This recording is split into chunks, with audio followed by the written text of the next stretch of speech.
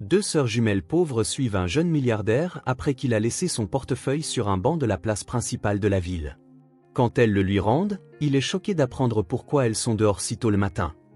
Avant de commencer l'histoire, n'oubliez pas de laisser un like et de vous abonner à la chaîne pour voir plus d'histoires comme celle-ci.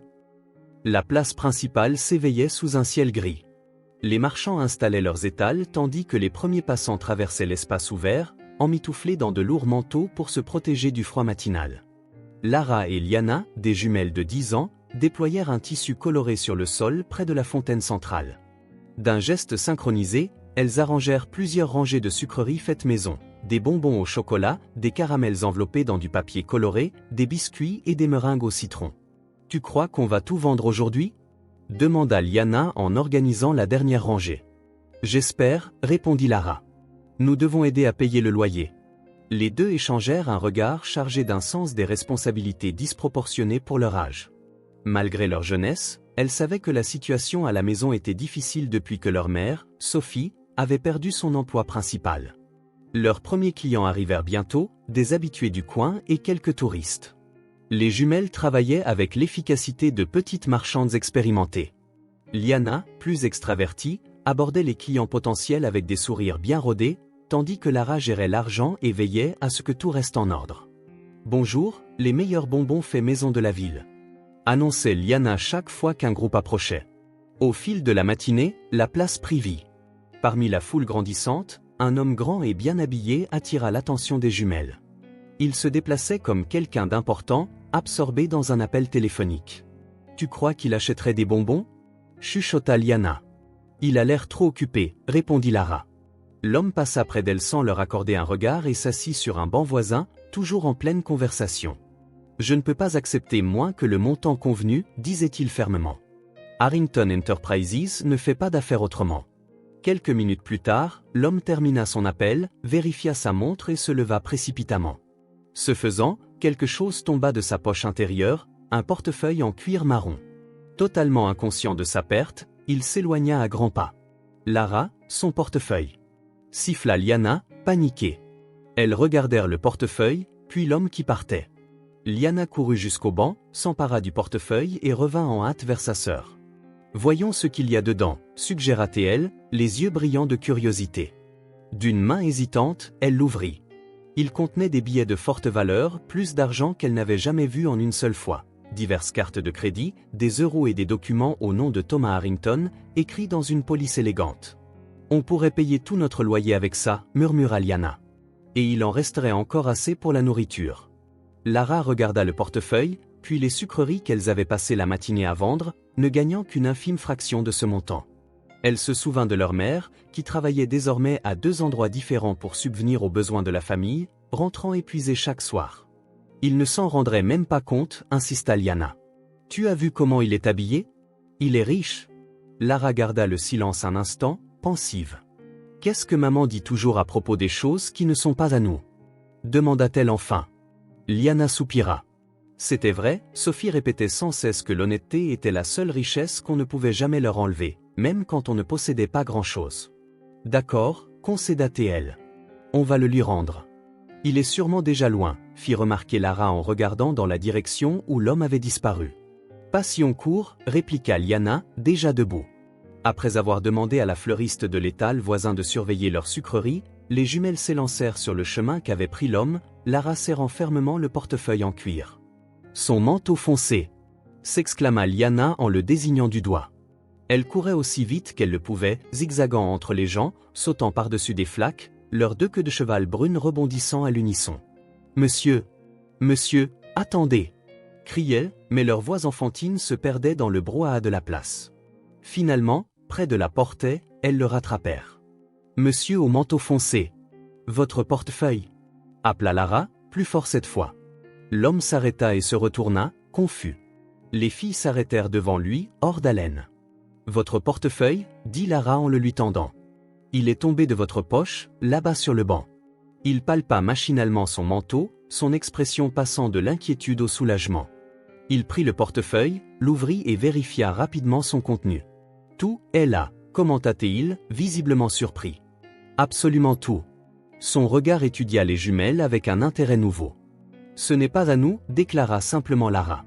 L'homme esquissa un sourire qui semblait un peu rouillé, comme s'il avait oublié comment faire. Merci pour votre honnêteté, dit-il en tendant la main avec formalité. Je m'appelle Thomas Harrington. Moi, c'est Lara Miller, et moi, c'est Liana Miller, répondirent-elles. On est jumelles, évidemment. Thomas, hochant la tête, remarqua, jumelles identiques? Elles confirmèrent d'une seule voix. Il les regarda attentivement. Beaucoup de gens auraient simplement gardé le portefeuille. Vous le savez, n'est-ce pas? Liana détourna le regard un instant, mais Lara soutint le sien sans ciller. Maman dit toujours qu'on doit traiter les autres comme on voudrait qu'ils nous traitent, expliqua-t-elle. Votre mère est sage, nota Thomas. Ses yeux furent attirés par quelque chose derrière elle. Ces confiseries, là-bas, ce sont les vôtres? Oui, répondit Liana, déjà enthousiaste. On vend des sucreries faites maison par notre maman. Il faut qu'on y retourne, rappela Lara. Puis-je venir avec vous? Demanda Thomas. J'aimerais vous en acheter pour vous remercier. De retour à leur petit stand improvisé, Thomas observa l'arrangement méticuleux de friandises. Impressionnant, commenta-t-il. Quel âge avez-vous? 10 ans, répondirent-elles en chœur. Et vous êtes déjà des vendeuses aguerries. On fait ça depuis 2 ans, expliqua Lara. Depuis que ça va mal. Thomas releva les yeux, intrigué. Mal comment? Maman a perdu son travail quand l'endroit où elle bossait a fermé, répondit Lara. Maintenant, elle travaille dans 2 endroits, mais elle gagne moins qu'avant. Le mois dernier, on a failli ne pas pouvoir payer le loyer, ajouta Liana. Et votre père? Demanda Thomas. On n'a pas de papa, répliqua Liana rapidement. Enfin, il est parti quand on était bébé. Thomas hocha la tête, pensif. Je vais prendre un exemplaire de chaque, déclara-t-il en désignant les confiseries. Pendant que les filles emballaient les friandises, Thomas continua de discuter, leur posant des questions sur l'école et leur routine quotidienne. Vous êtes très responsable pour votre âge, observa-t-il. On est obligé de l'être, répondit Lara. Maman fait ce qu'elle peut, mais ce n'est facile pour personne. Quelque chose dans ces mots sembla bouleverser Thomas. Il accepta le paquet de confiseries et donna à Lara une somme bien plus élevée que le prix indiqué. C'est trop, protesta Liana, les yeux écarquillés en voyant l'argent. C'est une récompense pour avoir sauvé mon portefeuille, insista Thomas. Et puis, je suis sûr que vos sucreries valent chaque centime. Les jumelles acceptèrent, encore un peu hésitantes. Comment s'appelle votre mère? Demanda Thomas. Sophie, répondirent-elles en même temps. Sophie Miller. Thomas resta immobile un instant, une expression étrange traversant son visage, quelque chose entre le choc et la reconnaissance. Sophie Miller, répéta-t-il presque dans un murmure. Vous connaissez notre maman? Interrogea Liana avec méfiance. Thomas sembla sortir d'une sorte de transe. Ce nom me dit quelque chose. Il regarda sa montre et fronça les sourcils. J'ai une réunion dans une demi-heure. Prenant son téléphone, il s'éloigna de quelques pas. Les filles l'observèrent pendant ce bref appel, remarquant ses gestes tandis qu'il parlait. Problème résolu, annonça-t-il à son retour. J'ai annulé mes rendez-vous de la matinée. Pourquoi? Demanda Lara, direct. J'aimerais beaucoup rencontrer votre mère, si vous êtes d'accord. Son nom m'a rappelé une personne que j'ai connue il y a longtemps. Les jumelles échangèrent un regard méfiant. Pourquoi vous voulez voir notre maman? Insista Liana. Thomas pesa ses mots. Son nom m'est très familier. Et après avoir entendu votre histoire, je pourrais peut-être aider d'une manière ou d'une autre. On n'a pas besoin de charité, déclara fermement Lara. Ce n'est pas de la charité, l'assura Thomas. Si elle est bien la personne à qui je pense, on pourra peut-être renouer une ancienne amitié. Après un court échange silencieux entre les jumelles, Lara se décida. Très bien, vous pouvez venir. Mais si maman se sent mal à l'aise, vous partez, d'accord? Absolument, promit Thomas. Une fois tout remballé, ils partirent à travers la ville, Thomas suivant les filles dans les rues pavées, remarquant comment elles saluaient des visages familiers en chemin. À mesure qu'ils s'éloignaient de la place principale, les bâtiments devenaient plus simples, les rues moins entretenues. Avant, on habitait à un endroit mieux, expliqua Lara. Mais on a dû déménager quand maman a perdu son meilleur emploi. C'est moins cher de louer ici, précisa Liana. Elles arrivèrent devant un immeuble en briques doté de balcons étroits et de rideaux colorés aux fenêtres. Les escaliers grinçaient alors qu'ils montaient au 2e étage. Dans le couloir mal éclairé, elles s'arrêtèrent devant une porte peinte en bleu clair. C'est ici, annonça Lara en tournant la clé dans la serrure. Thomas prit une grande inspiration, le cœur battant la chamade. La porte s'ouvrit, et les jumelles entrèrent. « Maman !» appela Liana avec joie. « On a presque tout vendu, et on a amené un visiteur. » Thomas pénétra dans le petit appartement. Une voix parvint d'une pièce à gauche. « Un visiteur ? Qui ça ?» Puis elle apparut, s'essuyant les mains sur un tablier à fleurs. Ses yeux s'écarquillèrent en le voyant, et la couleur quitta son visage. Le chiffon qu'elle tenait tomba au sol. « Thomas » murmura-t-elle, à peine audible. « Bonjour, Sophie » répondit-il, sentant le poids de 12 années de silence entre eux. « Ça fait longtemps. » Le silence qui s'installa dans le petit salon paraissait si dense qu'on aurait pu le couper au couteau. Sophie était livide, comme si elle voyait un fantôme. En un sens, c'était exactement ce qu'était Thomas, une apparition d'un passé qu'elle avait enfoui depuis longtemps. Lara et Liana observaient tour à tour l'un et l'autre, déconcertés par la tension soudaine qui saturait l'air. « Vous vous connaissez ?» finit par demander Liana, rompant le silence. Sophie inspira profondément. « Oui. Les filles, allez dans votre chambre un instant, s'il vous plaît. J'ai besoin de parler à Monsieur Harrington. » Les jumelles échangèrent un regard réticent mais obéirent. Quand la porte de la chambre se referma, Sophie se tourna de nouveau vers Thomas. « Qu'est-ce que tu fais ici ?» demanda-t-elle en croisant les bras, comme pour se protéger. « Tes filles m'ont aidé sur la place, répondit-il. Quand elles ont mentionné ton nom, j'ai dû vérifier si c'était bien toi. » Un rire amer s'échappa des lèvres de Sophie. « Après 12 ans, sans aucune nouvelle ? » « Sophie, 12 ans, Thomas, l'interrompit-elle. Pas un mot, pas un appel, pas même un signe pour savoir si j'étais morte ou vivante. Elle désigna le canapé usé. « Assieds-toi. Si on doit avoir cette conversation, autant qu'on soit installé. » Thomas obéit. Sophie s'installa dans un vieux fauteuil, en face de lui. « Qu'est-ce qui s'est passé après ton départ ?» osa enfin demander Thomas. Sophie regarda la fenêtre un instant, comme pour puiser son courage. « Ce qui s'est passé, c'est que j'ai compris ce que ça voulait dire de repartir de zéro, dit-elle. Le lendemain de notre dispute, quand j'ai voulu retirer de l'argent pour payer le loyer du petit studio que j'occupais avec Julien, j'ai découvert que tous mes comptes étaient bloqués. » Thomas fronça les sourcils. « Bloqués ? Oui. Mon compte épargne que mamie avait ouvert pour moi, l'argent de poche mensuel, même celui où je déposais ce que je gagnais en donnant des cours de piano, tout gelé. Papa a dit que tu avais tout retiré avant de partir, commenta Thomas. Sophie laissa échapper un autre rire sec. Bien sûr qu'il a dit ça. S'accola sa version de l'ingrate qui a pris tout ce qu'elle pouvait avant de s'enfuir. Je suis restée avec Julien quelques mois, continua-t-elle d'une voix maîtrisée, en vivant de spectacles de rue, dormant sur un matelas au sol dans un appartement moisi. J'étais enceinte, nauséeuse en permanence, mais je croyais encore à un avenir. Les yeux de Thomas s'agrandirent. Tu étais déjà enceinte quand tu es partie de la maison ? De 3 mois, répondit-elle. C'est pour ça que la dispute avec papa a explosé. Il disait que j'avais ruiné ma vie et déshonoré la famille. Il m'a ordonné de... Elle déglutit avec peine. De régler le problème. Thomas ferma les yeux, se rappelant la violente dispute. Il était dans le bureau voisin quand il avait entendu les cris. Il n'était pas intervenu, ne l'avait pas défendu. Julien est resté avec moi encore 2 mois, poursuivit Sophie. Puis un jour, je suis rentrée d'un entretien pour un poste de serveuse, et j'ai trouvé l'appartement vide. Il avait pris ses affaires, sa guitare et le peu d'argent qu'on avait. Mon Dieu, Sophie, murmura Thomas, horrifié. Le fond du gouffre est arrivé un mois plus tard. Je me suis fait expulser et j'ai dû dormir dans un foyer pour femmes, enceinte de jumelles, seule, sans argent, sans famille. Chaque mot résonnait comme un coup sur les épaules de Thomas. Au manoir Harrington, la version officielle était que Sophie était partie avec son petit ami musicien, emportant tout son argent et coupant les ponts. « Comment en es-tu sortie ?» demanda-t-il d'une voix presque inaudible.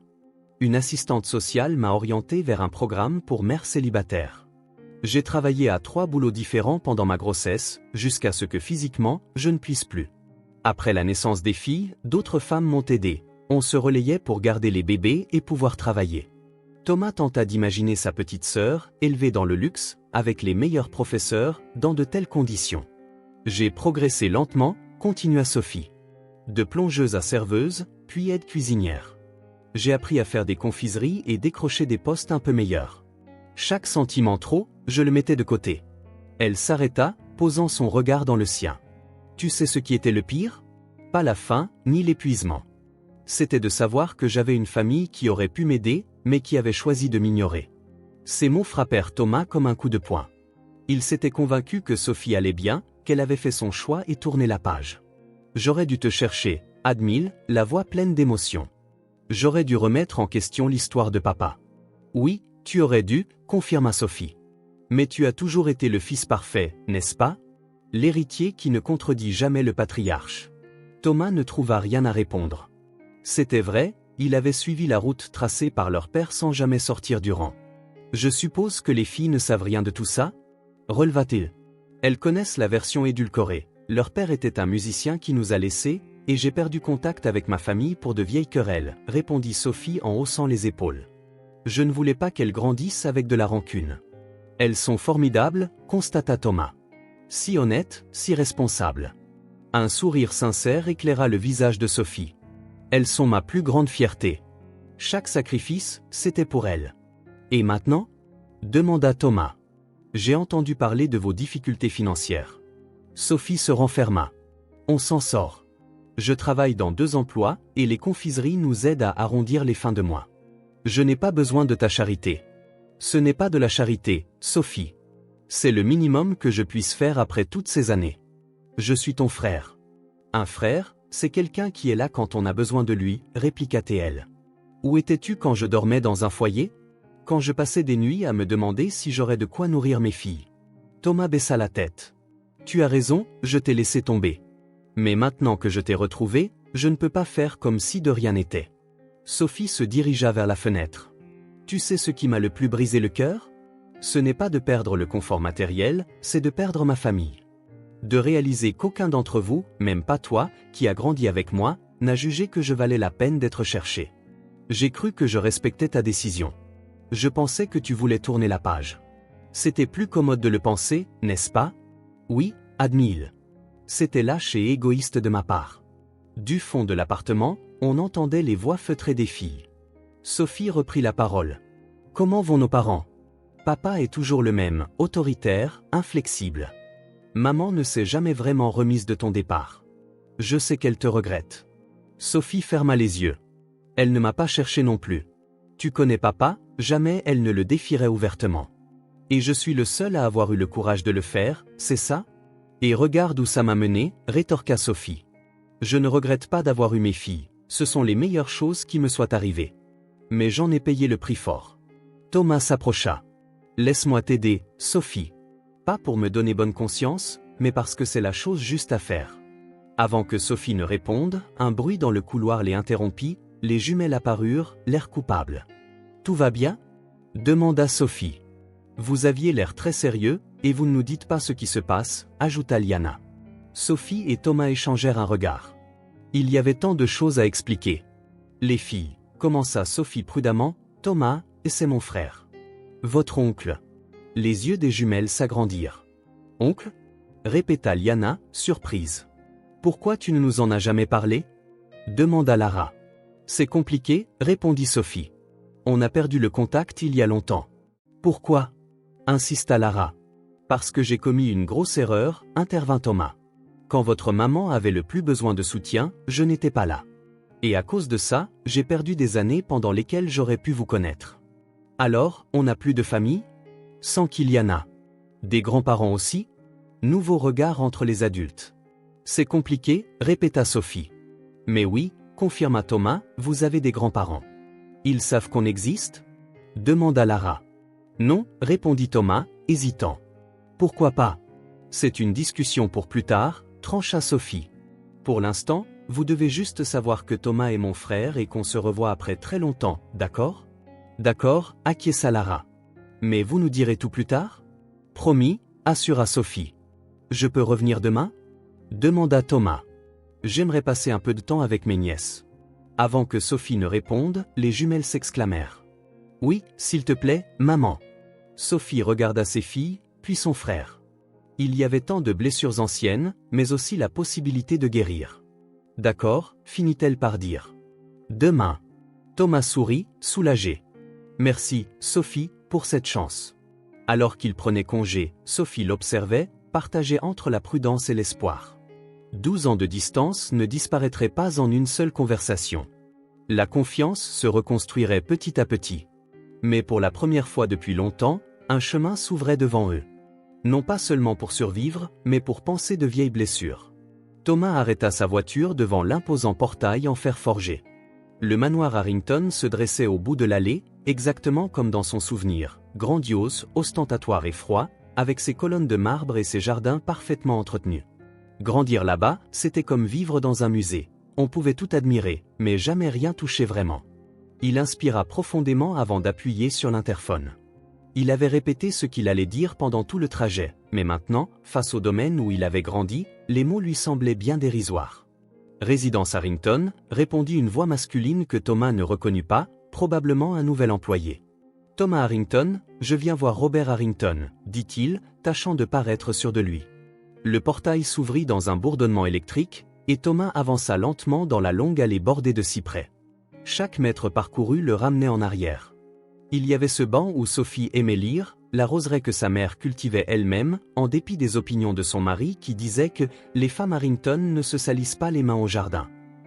Il se gara devant l'entrée principale. La porte était déjà ouverte et Wilson, le majordome au service de la famille depuis plus de 30 ans, l'attendait, toujours aussi droit. Jeune Thomas, le salua-t-il d'un léger salut.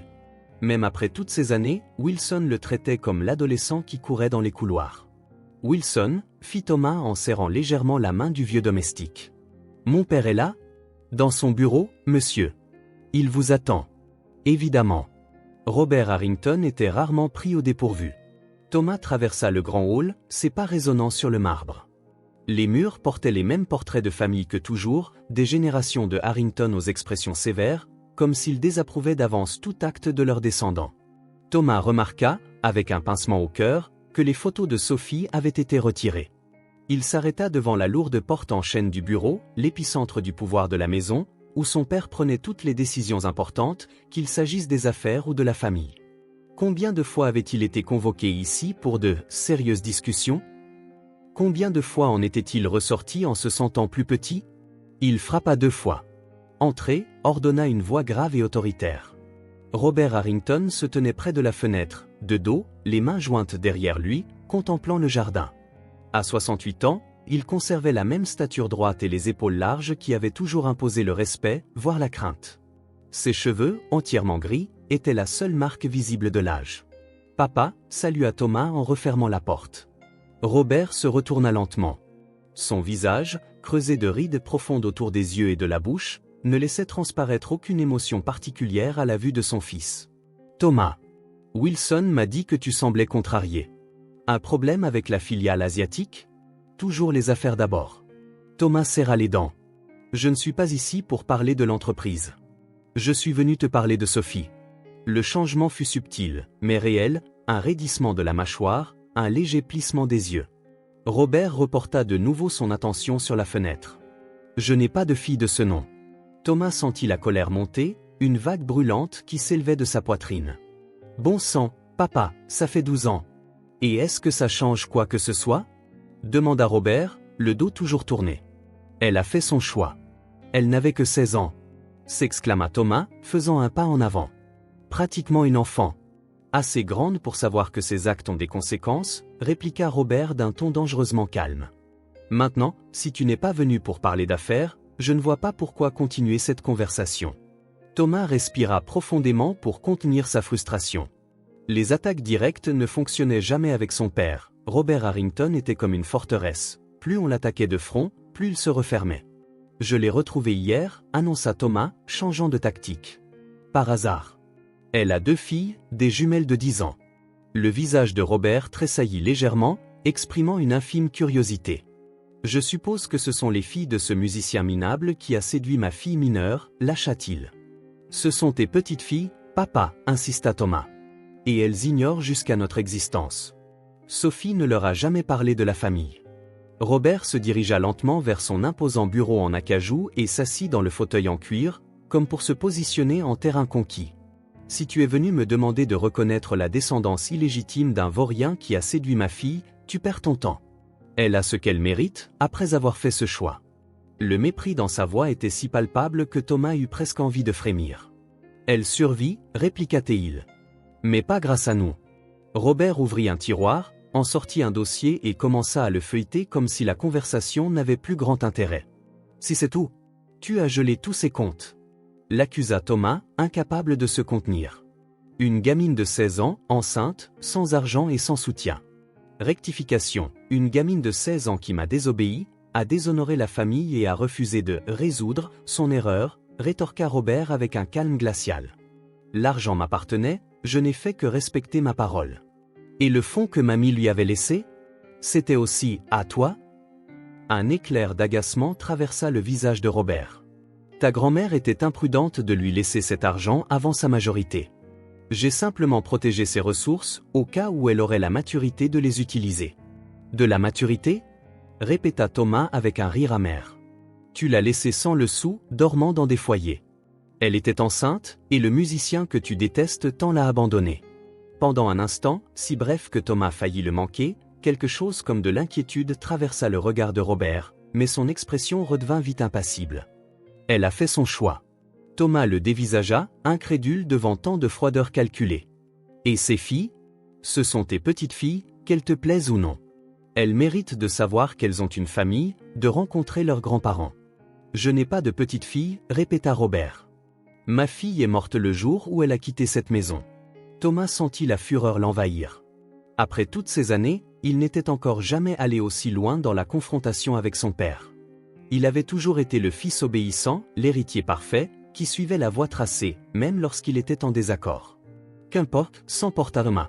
Tu as le droit d'exclure Sophie de ta vie, aussi cruel cela soit-il. Mais tu n'as pas le droit de m'empêcher, moi, d'être l'oncle de ses filles, ni d'être le frère que Sophie mérite. Robert leva les yeux du dossier, examinant son fils avec un regard calculateur. Fais ce que tu veux de ton argent, Thomas, tant que ça ne perturbe pas les affaires de la famille et que tu ne ramènes pas cette situation dans cette maison. Cette situation a un nom, s'écria Thomas. Sophie, et tes petites filles, Lara et Liana. Robert referma le dossier brutalement. Cette conversation est terminée. Thomas ressentit une bouffée de rage. Il avait rarement éprouvé une telle colère en 34 ans d'existence. Il n'avait jamais défié son père frontalement.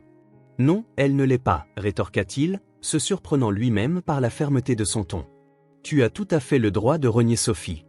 Mais tu n'as pas le droit de m'empêcher de l'aider, ni de connaître mes nièces, ni d'être le frère qu'elle mérite.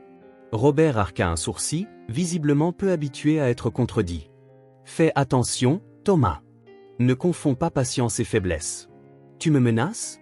Demanda Thomas, presque soulagé à l'idée qu'il lui force la main. Je te donne un conseil, répondit Robert. Et tu ferais bien de l'écouter. Thomas fixa son père pendant un long moment. Cet homme qu'il avait autant admiré que redouté lui semblait maintenant plus petit, réduit par son orgueil et son obstination. Au revoir, papa, dit-il finalement. Il se dirigea vers la porte. Alors qu'il saisissait la poignée, il entendit la voix de son père. Elle t'a déjà demandé de l'argent? Thomas s'immobilisa, sans se retourner. Non. En fait, elle a refusé que je l'aide. Un instant de silence, trahissant la surprise de Robert. Maligne, grommela-t-il finalement. Elle a toujours été la plus intelligente de vous deux. Thomas sortit sans répondre, fermant la porte plus violemment qu'il ne l'aurait voulu. Il traversa le hall presque en courant, pressé de s'éloigner de cette maison et du poids qu'elle représentait. Il faillit heurter sa mère, qui arrivait du salon. « Thomas, je ne savais pas que tu passais aujourd'hui » s'exclama Hélène Harrington, ses yeux clairs s'illuminant à la vue de son fils. Thomas hésita. Sa mère paraissait plus fragile que dans son souvenir, plus pâle, plus menue. Ses cheveux, autrefois aussi blancs que ceux de Sophie, étaient désormais entièrement blancs, quoiqu'avec une coupe toujours impeccable. C'était une visite de dernière minute, répondit-il en essayant d'adoucir son expression. Je parlais avec papa. Hélène regarda en direction du bureau, comprenant aussitôt. Au sujet des affaires? C'était le moment de mentir, de suivre le script tacite qui régnait dans la famille Harrington, où certains sujets ne se discutaient pas. Mais Thomas en avait assez de ce jeu. De Sophie, dit-il clairement. Hélène se raidit. Ses yeux scrutèrent les alentours comme si elle craignait d'être entendue. Elle agrippa le bras de Thomas pour l'entraîner dans un coin plus tranquille du hall. « Tu l'as vu » demanda-t-elle à mi-voix, l'air inquiet et impatient à la fois. Thomas acquiesça. Elle a 2 filles, maman. Des jumelles de 10 ans. Les yeux d'Hélène se remplirent instantanément de larmes. Comment va-t-elle? Thomas raconta en gros ce qu'il avait dit à son père. Elle s'en sortait, et les filles étaient adorables, ressemblant beaucoup à Sophie. Hélène porta une main à ses lèvres pour contenir son émotion. « Ton père est au courant que tu l'as retrouvé ? Je viens de le lui dire, ne t'inquiète pas, sa réaction a été à la hauteur de ce qu'on pouvait attendre. » Hélène poussa un long soupir triste. « Il ne changera jamais, Thomas. Il est persuadé d'avoir fait ce qu'il fallait. Et toi, maman ? Tu le penses aussi ? » Hélène détourna le regard. « Ce que je pense n'a pas d'importance, ça ne changerait rien. » Thomas ressentit à la fois de la pitié et de la frustration. Sa mère avait toujours été ainsi, résignée, acceptant sa position subordonnée, sans jamais défier son mari. « Tu aurais pu la chercher, lâcha-t-il. Plus doucement, car tu aurais pu le faire pour moi si tu ne voulais pas que papa le sache. Tu penses que je n'y ai jamais réfléchi ?» La voix d'Hélène tremblait. « Mais quelle aide pouvais-je apporter sans que ton père le découvre ? Et une fois qu'il l'aurait su, car il finit toujours par tout savoir, Sophie aurait été entraînée dans un nouveau conflit familial dont elle n'avait pas besoin. » Thomas voulut répliquer, mais une partie de lui comprenait. Robert Harrington contrôlait tout dans la famille, des finances aux relations personnelles. Hélène avait aussi peu d'autonomie qu'un enfant. « Je vais l'aider, dit Thomas. Je serai là pour elle et pour mes nièces, même si papa ne l'approuve pas. » Hélène acquiesça, un faible sourire triste aux lèvres. « Tu as toujours été un bon garçon, Thomas, un bon frère. Sophie a de la chance de te voir revenir. Tu pourrais la voir aussi, suggéra-t-il avec espoir. Faire la connaissance de tes petites filles. » Le regard d'Hélène dériva vers le bureau, et Thomas connut la réponse avant qu'elle ne parle. « Ton père ne le permettra jamais. Il n'a pas besoin de le savoir. » « Non, sourit tristement Hélène, il finit toujours par l'apprendre, Thomas. Toujours. » Elle l'embrassa sur la joue, un geste rare d'affection physique chez les Harrington, et s'éloigna rapidement, comme si elle craignait qu'on la voie exprimer de l'émotion. « Dis-lui, commença-t-elle, puis hésita. « Non, ne lui dis rien. C'est mieux ainsi. » Thomas regarda sa mère descendre le couloir, ses petits pas contrôlés résonnant sur le sol de marbre. Une autre victime de l'empire de Robert Harrington, pensa-t-il amèrement. Il reprit la route vers la ville, l'esprit en ébullition. L'entrevue avec son père s'était passée exactement comme il s'y attendait et comme il le redoutait. Frustrante, douloureuse, au final, sans issue. Robert Harrington ne changerait pas. Son orgueil et son obstination faisaient partie de lui tout autant que son ADN. Alors qu'il s'arrêtait à un feu rouge, Thomas prit une décision. Si son père refusait de reconnaître ses petites filles, lui, Thomas, ferait plus que les reconnaître. Il serait l'oncle qu'elle méritait et le frère dont Sophie avait besoin. Il aiderait financièrement, oui, mais il serait aussi présent, vraiment présent dans leur vie. Le feu passa au vert, et il avança, animé d'une nouvelle résolution, se dirigeant tout droit vers l'appartement de Sophie, impatient de partager ses projets. À son arrivée, les jumelles l'accueillirent avec un enthousiasme surprenant, étant donné qu'elles le connaissaient à peine. Sophie, cependant, l'observa attentivement. « Tu l'as vu, déclara-t-elle, ce n'était pas une question. » Thomas hocha la tête. « Les filles, vous pourriez nous laisser un moment ?» Réticentes mais obéissantes, les jumelles se retirèrent dans leur chambre. « Comment ça s'est passé ?» demanda Sophie quand ils furent seuls. « Exactement comme tu t'y attendais, répondit Thomas en s'asseyant sur le vieux canapé. « Il refuse de te reconnaître, toi et les filles. Il dit que sa fille est morte le jour où elle a quitté la maison. » Sophie hocha la tête, comme si elle n'avait rien attendu d'autre. « Et toi, tu espérais que 12 ans auraient adouci son cœur de pierre ? Peut-être qu'une partie de moi l'espérait, admit-il. Mais peu importe maintenant. Sophie, je veux t'aider. » Sophie croisa les bras, aussitôt sur la défensive. « On a déjà parlé de ça. Écoute-moi, s'il te plaît, insista Thomas. Je peux payer un appartement plus sûr, je peux m'assurer que les filles aillent dans de bonnes écoles, qu'elles aient tout ce dont elles ont besoin.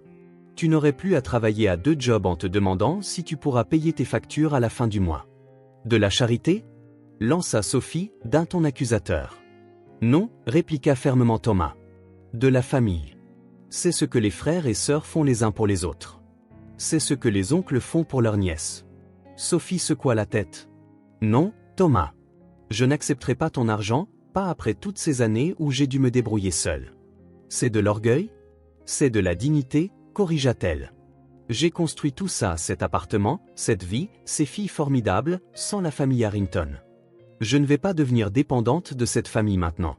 Thomas réalisa qu'il commettait la même erreur que son père, imposer sa volonté, partir du principe qu'il savait ce qui était le mieux. Sophie n'avait pas besoin d'être sauvée, elle se sauvait elle-même depuis 12 ans. Je suis désolé, dit-il sincèrement. Tu as raison, je n'ai pas le droit de débarquer après tant de temps et de reprendre le contrôle. Le regard de Sophie s'adoucit légèrement. Je ne veux pas de ton argent, Thomas. Mais, elle hésita, si tu veux vraiment faire partie de notre vie, il y a d'autres façons d'aider. Les filles ont besoin d'un homme fiable dans leur entourage, quelqu'un qui leur montre que tous les hommes ne s'enfuient pas à la première difficulté. Thomas sentit sa gorge se nouer.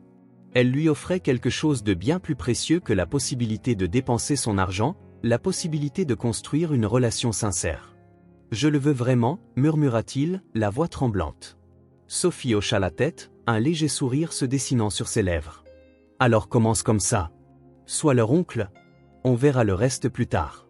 Thomas comprit qu'il avait beaucoup à apprendre sur ce qu'était une famille, bien plus qu'il ne l'aurait cru. Et sa petite sœur, qu'il aurait dû protéger, avait beaucoup à lui enseigner. Une pluie fine tomba sur la ville, le genre de crachin qui ne justifie pas vraiment de sortir un parapluie mais qui finit par tout tremper. Thomas se tenait près de la fenêtre du petit appartement de Sophie, regardant les gouttes glisser sur la vitre en cherchant les mots justes. Au cours des 2 semaines écoulées depuis son face-à-face avec son père, il était devenu une présence constante dans la vie de sa sœur et de ses nièces. Dîners improvisés, sorties le dimanche, aide aux devoirs, de petits gestes qui commençaient à raccommoder un lien rompu depuis 12 ans. Mais Thomas savait qu'il devait en faire plus. « Je croyais que tu avais une réunion cet après-midi », fit remarquer Sophie en entrant dans le salon, 2 tasses de thé fumantes à la main. Thomas se retourna et prit la tasse avec un sourire de gratitude. « Je l'ai annulé. »« Tu ne peux pas tout annuler pour nous, » répondit-elle, s'asseyant sur le canapé. « L'entreprise de ton père ? Mon entreprise aussi, corrigea-t-il. Et je peux arranger mon emploi du temps comme je l'entends. » Sophie haussa un sourcil, sans répliquer. Après des années à se débrouiller seule, elle avait encore du mal à croire que quelqu'un se souciait vraiment de son bien-être. Les filles sont déjà parties à l'école ? Oui. Liana était nerveuse à propos de son examen de sciences. Elle a passé la nuit à réviser avec les fiches que tu as faites pour elle. Elle va s'en sortir, assura Thomas. Elle a une excellente mémoire pour les détails. Sophie but une gorgée de thé tout en étudiant son frère. Quelque chose dans son attitude était différent aujourd'hui, une sorte d'énergie contenue, comme s'il s'apprêtait à proposer quelque chose d'important. « Tu n'es pas venu juste pour parler de l'examen de sciences, dit-elle finalement. Qu'est-ce qui te préoccupe ? Thomas prit une profonde inspiration. C'était le moment ou jamais. Tu te souviens quand on a discuté de ton refus d'accepter mon argent ? Commença-t-il prudemment. Sophie se raidit aussitôt. Je croyais qu'on avait réglé ça. Oui, on l'a fait, dit-il précipitamment. Je ne te propose pas de l'argent, je te propose une opportunité. Il déposa sa tasse sur la table basse et sortit un dossier de sa serviette. Je sais que tu en as assez de travailler pour les autres, continua-t-il, d'horaires impossibles et de patrons qui ne reconnaissent pas ton talent. Et je sais à quel point tes confiseries sont extraordinaires. Les filles m'ont dit que tu rêvais un jour d'avoir ta propre pâtisserie. Sophie posa sa tasse à son tour, déjà méfiante. Ce n'est qu'un vieux rêve, Thomas. Une fantaisie. Ça ne doit pas le rester, répliqua-t-il, en ouvrant le dossier pour révéler des photos d'un petit local commercial. Cette adresse est disponible à la location sur Maple Street. C'est un quartier commercial correct, sans être hors de prix. Il y a une cuisine industrielle de base, de la place pour quelques tables et une vitrine. Sophie prit les photos et les examina, incapable de cacher un éclair d'intérêt dans ses yeux. C'est un bon emplacement, admit-elle.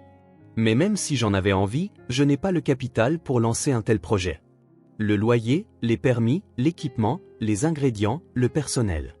C'est un gros investissement. Je l'ai, dit simplement Thomas. Sophie reposa les photos, et son enthousiasme passager laissa place à la méfiance. On en a déjà parlé. Je ne veux pas de charité. Ce n'est pas de la charité, insista Thomas. C'est un investissement.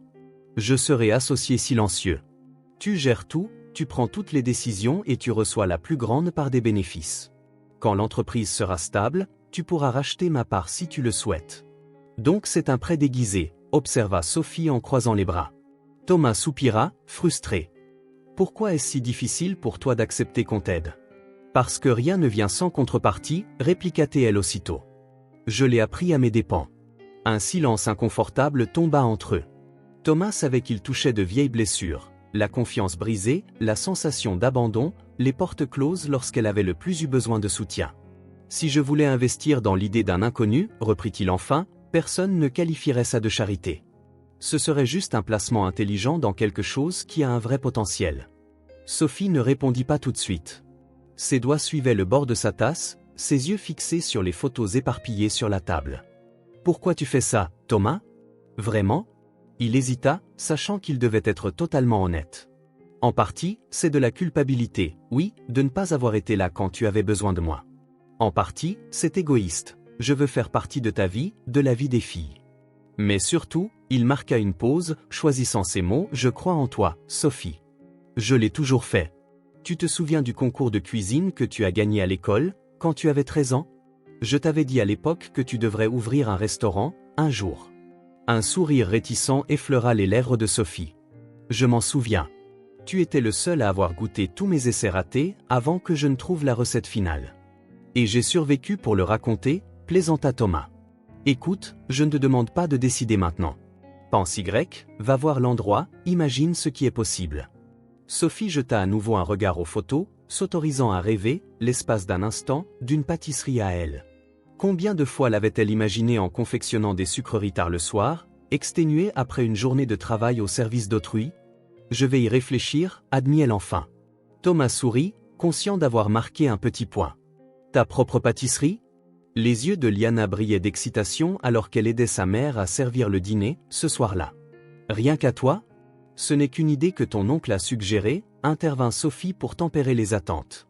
Rien n'est décidé. Mais tu vas au moins aller la visiter, n'est-ce pas? Insista Liana. Dis-moi que oui. Sophie sourit devant l'enthousiasme de sa fille. J'ai promis à ton oncle que j'y réfléchirai. On pourrait t'aider après l'école, proposa Lara, toujours pragmatique et aussi le week-end. On sait déjà comment vendre, il faut juste apprendre à utiliser la caisse. Vous ne devriez pas vous tracasser avec tout ça, répondit Sophie en posant les plats sur la table. Les enfants doivent se concentrer sur l'école et s'amuser. Mais on veut t'aider, protesta Liana. On a toujours aidé. Sophie observa ses filles, si jeunes et déjà prêtes à assumer des responsabilités. Elle avait essayé de les protéger, de leur épargner les difficultés, mais elles avaient grandi en la voyant se démener. C'était naturel qu'elle veuille participer. Si, et c'est un gros si, je décide de me lancer, vous pourrez aider un peu, concéda Sophie. Mais l'école passe avant tout, compris? Oui, répondirent les jumelles en chœur, l'excitation peinte sur leur visage. Leur enthousiasme était contagieux et Sophie se surprit à sourire en servant le dîner.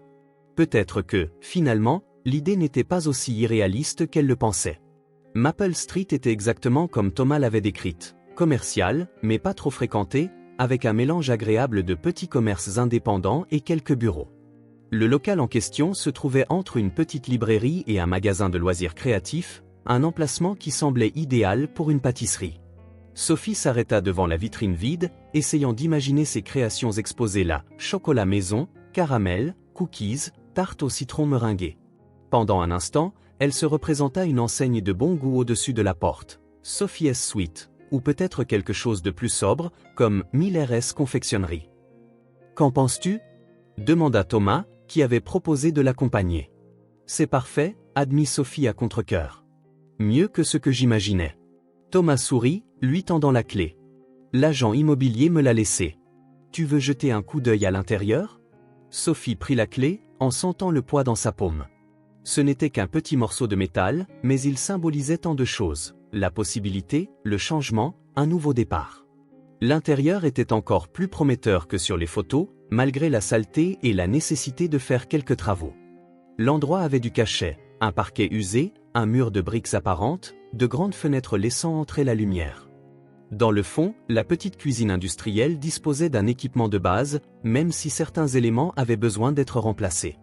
L'installation électrique a été refaite récemment, nota Thomas en regardant Sophie tout inspecter, et le système de ventilation est neuf. Bien sûr, il faudra du matériel de pâtisserie plus spécifique. Sophie hocha la tête, déjà en train d'imaginer l'emplacement des équipements. Quelques petites tables et chaises près de la fenêtre, un comptoir d'exposition au centre pour présenter les douceurs, et son royaume, la cuisine au fond, où elle pourrait créer sans les contraintes imposées par d'autres. C'est un grand pas, murmura-t-elle, plus pour elle-même que pour Thomas. Oui, reconnut-il. Mais tu ne seras pas seule cette fois. Sophie se tourna vers lui, méfiante. Et si j'échoue? Et si je n'y arrive pas? Alors on essaiera autre chose, répondit Thomas simplement. La différence, c'est que cette fois, tu as du soutien. Tu m'as moi. Sophie jeta un dernier coup d'œil autour d'elle. C'était effrayant, oui, mais aussi palpitant d'une façon qu'elle n'avait pas ressentie depuis longtemps. D'accord, décida-t-elle. Allons-y. Les 2 semaines suivantes furent un tourbillon. Sophie, tout en jonglant avec ses 2 emplois, consacrait chaque minute de libre à la préparation de la pâtisserie. Thomas s'occupait de la partie administrative, permis, licence, contrat, tandis que les jumelles donnaient leur avis sur les logos potentiels et goûtaient les nouvelles recettes que leur mère inventait. « Celle-ci est parfaite !» s'exclama Liana en testant une nouvelle variété de petits gâteaux au cœur fondant qui libérait une crème à la fraise. « Tu dis ça de tout ce que fait maman ?» taquina Lara, tout en dégustant elle aussi sa part avec plaisir. « Parce que tout ce qu'elle fait est parfait », rétorqua Liana. Sophie sourit et nota quelques ajustements à apporter à la recette. L'enthousiasme de ses filles la réconfortait, mais ajoutait aussi une certaine pression. Elle croyait tellement en elle. « Bonne nouvelle !» annonça Thomas en entrant dans l'appartement, un dossier de documents à la main. « Tous les permis sont approuvés. On peut commencer les travaux la semaine prochaine. »« Déjà ?» s'étonna Sophie. Thomas haussa les épaules, avec un léger sourire penaud. « J'ai peut-être un peu accéléré les choses. Parfois, le nom Harrington a encore quelques avantages. » Sophie voulut protester, mais se retint. Elle apprenait à accepter qu'on l'aide, à admettre que toutes les offres n'étaient pas empoisonnées. « Merci », se contenta-t-elle de dire. « Tu as trouvé un nom, finalement ?» demanda Thomas en prenant un de ses petits gâteaux. « On hésite entre Sweet Moment ou Milleres Bakery », répondit Lara. « Je préfère Sugary Dream. » Lança Liana, mais on m'a mise en minorité. Thomas goûta le gâteau et ouvrit de grands yeux admiratifs. Quel que soit le nom, avec des desserts pareils, ça va marcher. Sophie sourit, même si une certaine inquiétude persistait. Plus les choses avançaient, plus elle redoutait l'échec. Il ne s'agissait pas seulement d'argent, mais aussi de sa fierté, de son indépendance durement acquise, et surtout, de l'exemple qu'elle donnait à ses filles. Comment ça, il n'est plus disponible? La voix de Sophie tremblait légèrement devant l'agent immobilier, le lendemain matin. La femme avait l'air sincèrement désolée. « Je suis désolé, mademoiselle Miller.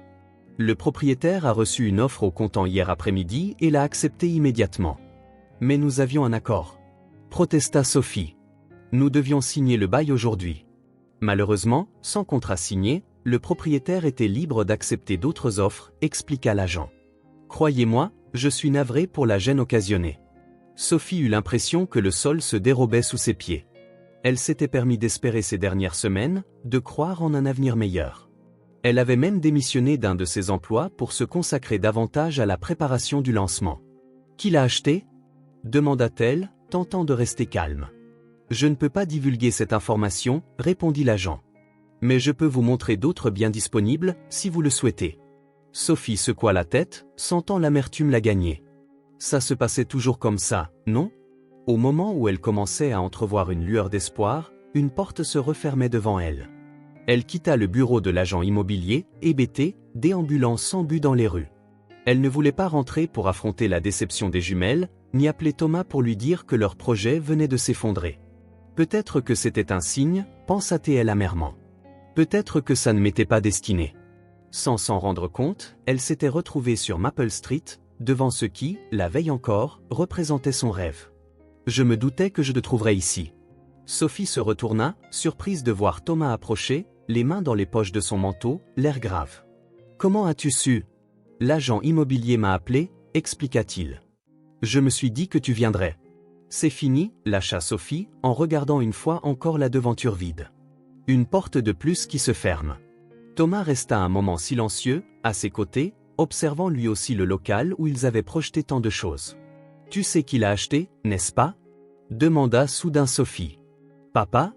Thomas fronça les sourcils. « Pourquoi penses-tu ça ?»« C'est exactement son genre de manigance, » répondit-elle, amère. « Attendre que j'aie de l'espoir, puis le détruire. Me rappeler que je ne peux pas échapper à son emprise. »« Ce n'est pas lui, » assura Thomas. « J'ai vérifié. Une société de développement a acquis ce local et 2 autres sur le même pâté de maison. Il prévoit de rénover le secteur. » Sophie parut peu convaincue, mais hocha la tête. « Bon, ça ne change rien au fait que c'est terminé. Peut-être que c'était trop beau pour être vrai. Pas nécessairement, répliqua Thomas. Viens avec moi. C'est plus petit, remarqua Sophie en découvrant l'autre local où Thomas l'emmenait, 3 rues plus loin, toujours sur Maple Street. Oui, acquiesça Thomas. Et un peu plus vieux. Il y a plus de travaux à prévoir, mais le loyer est moins cher, et ça reste un quartier convenable. L'endroit était effectivement plus exigu, avec assez de place pour quelques tables, au lieu de la dizaine qu'il prévoyait au départ. La cuisine était aussi plus modeste, et il était évident que l'installation électrique nécessitait une remise à niveau. Malgré tout, le lieu avait son charme, avec de grandes fenêtres en arc et une minuscule mezzanine qu'on pourrait aménager pour gagner de la place. Je ne sais pas, Thomas, hésita Sophie. J'ai l'impression que c'est un mauvais signe de se rabattre sur un plan B. Certains des meilleurs projets sont nés d'un plan B, objecta-t-il. Parfois, les grandes opportunités se cachent derrière les revers qu'on subit. Sophie fit lentement le tour, imaginant déjà comment s'y prendre, moins de tables, plus de ventes à emporter, et des travaux plus poussés dans la cuisine. Je ne suis pas sûr d'avoir l'énergie de tout recommencer, avoua-t-elle. C'est peut-être un signe qu'il faut abandonner. Ou un test, pour voir à quel point tu veux vraiment ce rêve, répondit Thomas doucement. Sophie ne répondit pas immédiatement. Elle alla jusqu'à la fenêtre et observa les passants, chacun occupé à sa propre vie, ses propres luttes, ses propres rêves. Je ne peux pas abandonner, finit-elle par dire. Pas maintenant, pas alors que les filles sont si fières de moi d'essayer. Thomas sourit, soulagé. Alors, on devra être créatif quant à l'aménagement. On va privilégier la vente à emporter et prévoir seulement quelques places assises, décida-t-elle, déjà en train de planifier dans sa tête. Il faudra aussi rénover la cuisine. J'ai des contacts fiables, répondit Thomas. Ils peuvent commencer tout de suite. Sophie se retourna vers lui, soudain soupçonneuse. Tu avais repéré cet endroit dès le début, n'est-ce pas ? C'est pour ça que tu es resté si calme quand tu as appris que l'autre local était vendu. Thomas eut l'air un peu embarrassé. Disons qu'il vaut mieux avoir un plan B. Mais je te jure que j'ignorais qu'on en aurait besoin si vite. Un instant, Sophie ne sut pas si elle devait se fâcher contre la présomption de son frère ou lui être reconnaissante pour sa prévoyance. Elle choisit la gratitude. Merci, dit-elle sincèrement, de ne pas m'avoir laissé renoncer. Le sourire de Thomas illumina son visage. C'est à ça que sert un grand frère, non ? Ce soir-là, après que les jumelles se furent endormies, épuisées par des heures d'excitation autour du nouveau plan, Sophie s'assit sur le petit balcon de son appartement. L'air frais de la nuit l'aida à éclaircir ses pensées. Les dernières semaines avaient été une vraie montagne russe, méfiance initiale, espoir, enthousiasme, déception, et maintenant une nouvelle détermination. Oui, tout cela était terrifiant, mais aussi étrangement libérateur. Pour la première fois depuis de nombreuses années, elle n'était plus totalement seule face aux obstacles. Elle avait Thomas à ses côtés, non pas comme un sauveur, mais comme un partenaire, quelqu'un qui croyait en elle au point d'investir non seulement son argent, mais aussi son temps et son énergie.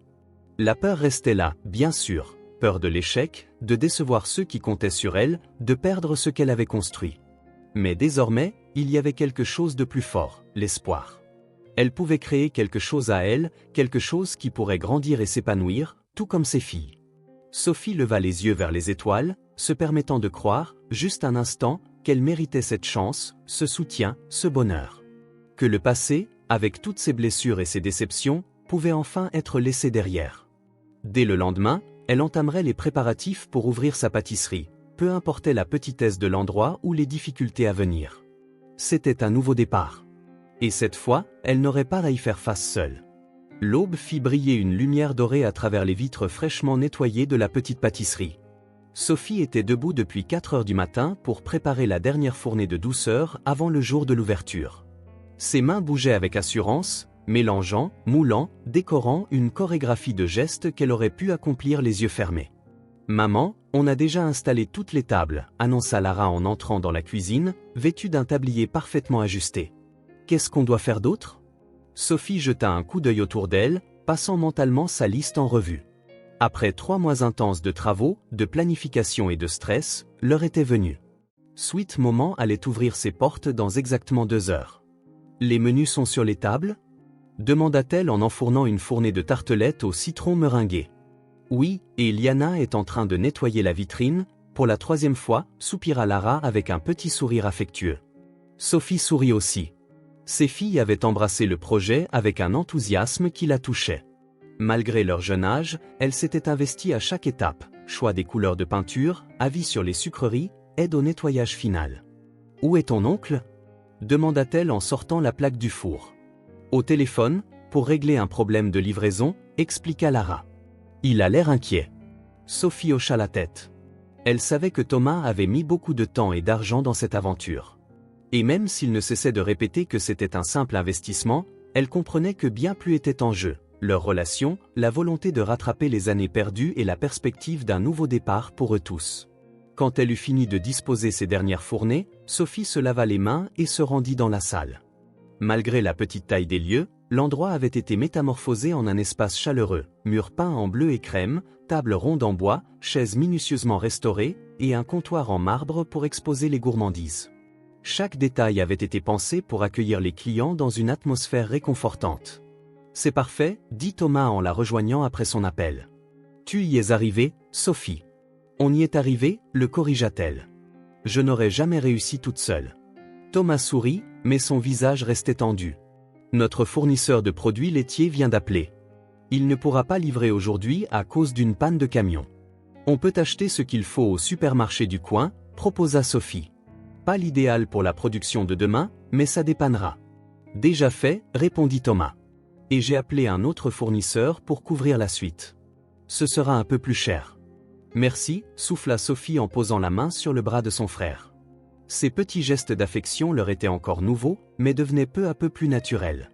Thomas consulta sa montre. Plus qu'1h40 avant l'ouverture. Ça va? Sophie hésita.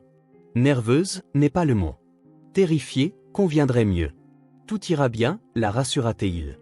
Tes pâtisseries sont merveilleuses, les gens viendront. Et s'ils ne viennent pas? Répliqua-t-elle, laissant ses peurs s'exprimer. Et si tout cet effort et cet argent? Alors on s'adaptera, répondit calmement Thomas. C'est ça, la vie d'entrepreneur, rares sont ceux pour qui tout se passe parfaitement au départ. Sophie prit une grande inspiration, tentant de s'imprégner du calme de son frère. Au fil des mois, elle avait remarqué la manière dont Thomas affrontait les problèmes, sans paniquer, sans laisser la peur de l'échec le paralyser. Pour lui, les difficultés étaient des énigmes à résoudre. Je vais voir avec Liana si la vitrine est prête, décida-t-elle pour s'occuper l'esprit. À 9h précises, Sophie retourna la pancarte « Fermée » pour la mettre sur « Ouvert » et déverrouilla la porte, le cœur battant si fort qu'elle croyait l'entendre résonner. Lara et Liana, à ses côtés, trépignaient presque d'impatience, tandis que Thomas se tenait un peu en retrait, présence rassurante. Et puis, rien ne se passa. La rue conserva son rythme habituel, voitures, passants, rien de plus. Des gens s'arrêtaient pour jeter un coup d'œil curieux, mais personne n'entrait. Les 10 premières minutes s'étirèrent en 30, puis en 1 heure entière, sans qu'aucun client ne se présente. On pourrait distribuer des échantillons sur le trottoir, proposa Liana, anxieuse. C'est ce qu'on faisait sur la place du marché et ça marchait bien. Excellente idée, approuva Thomas. Préparons un plateau. Sophie, qui peinait à dissimuler sa déception, arrangea rapidement des mini-portions de ses différentes pâtisseries. Elle savait que pour un nouveau commerce, il fallait du temps pour se faire connaître. Mais chaque minute sans client lui donnait l'impression de voir ses pires craintes se confirmer. Elle n'était pas à la hauteur, elle ne méritait pas de réussir, elle allait échouer. Lara et Liana sortirent sur le trottoir, souriantes, tenant chacun un plateau d'échantillons, tandis que Thomas les accompagnait pour superviser. Sophie se retrouva seule avec ses pensées, essuyant le comptoir déjà impeccable. Le tintement de la clochette de la porte la fit sursauter. Une dame âgée entra, regardant l'intérieur avec curiosité. « Bonjour » lança Sophie, soudain timide dans son propre établissement. « Bienvenue chez Sweet Moment. »« Bonjour, ma chère » répondit la dame. « Vos petites m'ont offert un caramel devant la porte, et il m'a rappelé mon enfance. Je voulais savoir d'où il venait. » Sophie sentit l'espoir renaître. « Voulez-vous regarder notre menu? Nous avons beaucoup d'autres saveurs. » En fait, j'aimerais goûter un peu de tout, sourit la vieille dame en s'approchant du comptoir. J'ai un club de lecture cet après-midi, et un petit plaisir sucré serait le bienvenu. Une cliente. Une seule, mais c'était un début. Le reste de la journée se déroula de la même manière. De petits groupes entraient par curiosité ou attirés par les échantillons offerts dehors. Il n'y eut pas de foule, pas de file d'attente. Mais à la fermeture, Sophie avait vendu près de la moitié de ses stocks et reçu plusieurs compliments sincères. La dame du club de lecture vient d'appeler, annonça Liana enjouée pendant qu'il rangeait. Elle a dit que tout le monde avait adoré tes pâtisseries et qu'ils veulent passer commande pour leur prochaine réunion. Et le propriétaire de la librairie d'Accent Grave Côté veut discuter d'un partenariat, ajouta Thomas, du genre offrir des réductions mutuelles aux clients. Sophie acquiesça, fatiguée mais pas complètement découragée. Ce n'était pas l'ouverture en fanfare qu'elle avait imaginée, mais ce n'était pas un échec non plus. C'était un début, un premier pas timide qui pouvait grandir. Je pense que la journée s'est plutôt bien passée, dit-elle, presque pour se convaincre elle-même. Elle a été excellente, corrigea Thomas en vérifiant les derniers détails. Première journée, première vente, premier client satisfait, c'est le plus important. Sophie sourit à son frère, reconnaissante de sa vision positive. Là où elle voyait des tables vides, il voyait des gens qui étaient venus. Là où elle regrettait les pâtisseries invendues, il soulignait celles qui avaient trouvé preneur. Les jours suivants ressemblèrent aux premiers, peu de clients, des ventes modestes, mais une progression lente et régulière. Ceux qui goûtaient aux créations de Sophie revenaient, souvent accompagnés d'amis ou de proches. À la fin de la première semaine, alors que les jumelles étaient déjà couchées et que Thomas et Sophie étudiaient les chiffres, ils constatèrent que les comptes étaient à l'équilibre, pas vraiment de bénéfices, mais pas de pertes non plus. Ce n'est pas tout à fait ce qu'on espérait, admit Thomas en consultant les tableaux. Mais ce n'est pas la catastrophe, compléta Sophie. Et chaque jour, on avance un peu. Ils étaient assis à l'une des petites tables de la pâtisserie, 2 tasses de thé posées devant eux. Dans le calme de la nuit, Sophie se sentait enfin détendue. Tu sais, quand on a monté ce projet, j'avais surtout peur de l'aspect financier, confessa-t-elle. Que nous vendions suffisamment ou non, si nous pouvions couvrir les factures, te rembourser. C'est naturel, dit Thomas en sirotant son thé. Mais maintenant, je vois quelque chose de plus important, poursuivit Sophie en faisant un geste autour de la boulangerie. Je suis en train de construire quelque chose qui m'appartient. Quelque chose qui ne dépend pas du nom Harrington ni de l'approbation de notre père. Quelque chose qui est entièrement à moi. Thomas observa sa sœur un instant, remarquant une nouvelle stabilité dans sa voix, une confiance tranquille qui faisait surface. Je ne pense pas que notre père changera jamais, dit-il finalement. J'ai passé des années à l'espérer, un moment de regret, un aveu de culpabilité. Mais je ne crois pas que ça arrivera. Probablement pas, acquiesça Sophie. Son orgueil a toujours tout éclipsé. Ça m'a longtemps maintenue prisonnière, enchaîna Thomas, attendant son approbation qui n'est jamais vraiment venue, essayant d'être le fils parfait pour compenser. Il s'interrompit. Pour compenser le fait que tu sois parti. Sophie le regarda, surprise par son honnêteté. Je n'avais jamais réalisé que tu ressentais cela. C'est plus facile à admettre maintenant, répondit Thomas avec un petit sourire. Te voir avancer, construire quelque chose de nouveau malgré le passé, c'est inspirant, tu sais. Sophie secoua la tête, un peu gênée. J'essaie juste de survivre, comme je l'ai toujours fait. Non, tu fais bien plus que cela, insista Thomas. Tu t'épanouis. Tu montres à tes filles que le passé n'a pas à définir leur avenir. Tu me le montres aussi. Un silence confortable s'installa entre eux, chacun réfléchissant aux paroles de l'autre. Parfois, je me demande ce qui se serait passé si nous étions restés en contact, dit doucement Sophie. Si tu m'avais cherché, ou si j'avais ravalé ma fierté pour demander de l'aide. On ne peut pas changer le passé, répondit Thomas. Mais nous sommes là, maintenant, non ? En train de reconstruire. Sophie regarda la vitrine de la boulangerie donnant sur la rue tranquille, éclairée par les réverbères. Oui, nous sommes là, maintenant. Et c'est peut-être suffisant. Pas un succès instantané, pas une réconciliation familiale parfaite, pas la disparition immédiate des vieilles blessures. Juste ce moment, ce nouveau départ, ce pas en avant, timide mais réel. Elle se tourna de nouveau vers son frère et lui sourit, d'un sourire sincère, sans retenue. Merci de croire en moi alors que moi-même, je n'y croyais pas. Thomas lui serra doucement la main sur la table. C'est ce que font les frères et sœurs. Et j'espère que nous continuerons longtemps. Le premier pas était fait. La route devant eux restait incertaine, sans doute semée d'obstacles, mais Sophie ne l'affrontait plus seule. Et ça, elle le comprit, changeait absolument tout. Le samedi matin, Sweet Moment était plus animé que jamais. 3 mois après l'ouverture, la petite boutique s'était constituée une clientèle fidèle, attirée à la fois par les douceurs exceptionnelles et par l'atmosphère accueillante que Sophie et ses filles avaient créée. Tables veut encore 2 tartes au citron meringué. Appela Liana, posant le bon de commande sur le comptoir tout en ajustant le petit tablier qu'elle portait le week-end, quand elle aidait sa mère. Sophie acquiesça, sortant une fournée de meringues du four. L'odeur sucrée et citronnée emplissait la cuisine, se mêlant aux autres effluves qui rendaient l'endroit si chaleureux. On est presque à court de tartelettes au chocolat, prévint Lara depuis la caisse. Et il n'est que 11 heures. J'en ai 3 autres qui refroidissent, répondit Sophie, ressentant ce mélange familier d'épuisement et de satisfaction. Le succès grandissant de la boulangerie signifiait plus de travail, des journées plus longues, plus de défis, mais aussi plus d'indépendance, plus de fierté et plus d'accomplissement.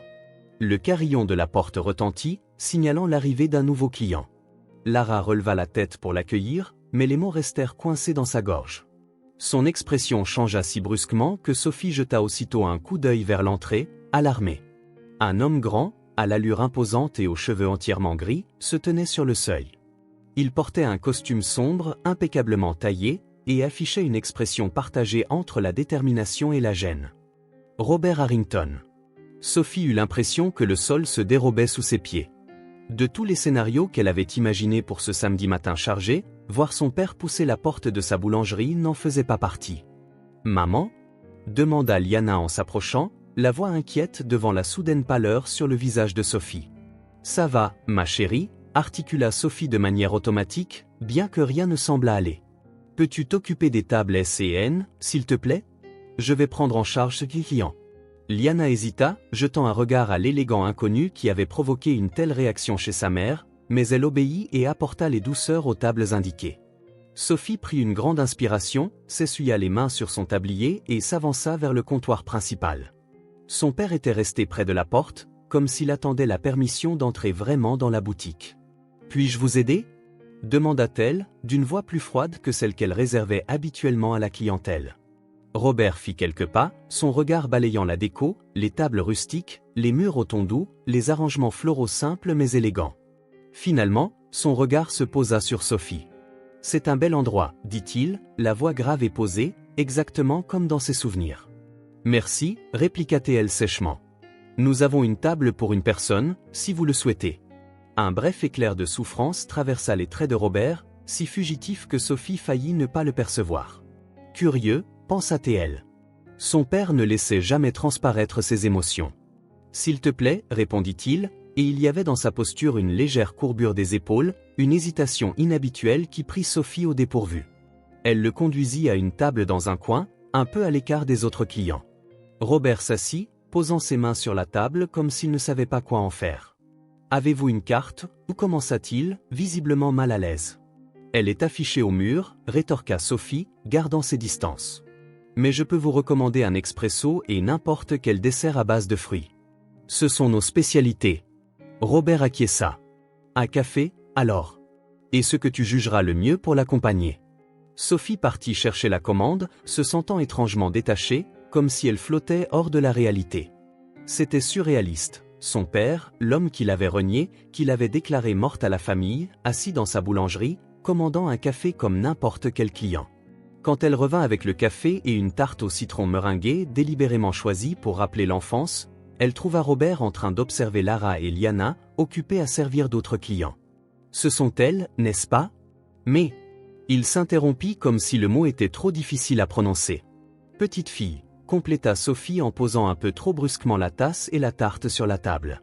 « Oui. Les filles que tu as refusé de rencontrer. » Robert ne répondit pas immédiatement, gardant le regard fixé sur les jumelles. « Elles te ressemblent beaucoup à leur âge, poursuivit-il finalement. Les mêmes yeux. » Ses yeux viennent de grand-mère Miller, corrigea Sophie par automatisme. « Tu as toujours dit que je les avais héritées d'elle. » Un triste sourire effleura les lèvres de Robert. « Oui, c'est vrai. » Il reporta son attention sur Sophie. « Tu as fait du bon travail avec elles. Elles sont polies, attentionnées avec les clients, elles ont l'air. » Il chercha le mot juste. « Heureuses. »« Elles le sont, » confirma Sophie en croisant les bras. « Malgré tout.